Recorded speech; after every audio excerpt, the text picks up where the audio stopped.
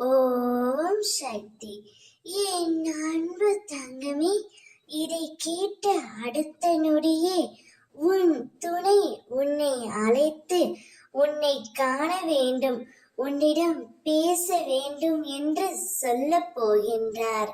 நீயும் உன்னுடைய துணையும் சற்று மன கசப்போடு பிரிந்து உள்ளீர்கள்.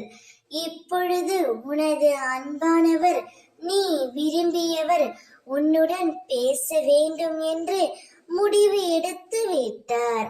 அவர் பேச வருகையில் நிச்சயம் நீயும் பேசிவிடு என் தங்கமே.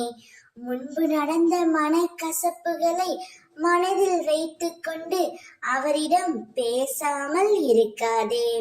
அவர் அவருடைய வாயால் நீதான் என் உலகம், உன்னை விட்டு நான் வாழ மாட்டேன் என்று கூறப் போகின்றார். இவ்வுலகில் பல நபர்கள் நீங்கள் இருவரும் சேரக்கூடாது என்று நினைத்து கொண்டு இருக்கிறார்கள். அவர்களின் மத்தியில் நீ உன்னுடைய வாழ்க்கையை சிறப்பாக அமைத்துக் கொள்ள வேண்டும்.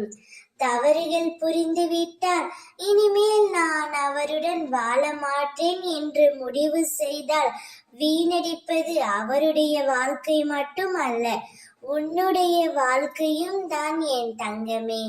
எனவே அதனை ஏற்றுக்கொண்டு அவரை புரிந்து கொண்டு அவருடன் முழுமையாக வாழ் தங்கமே.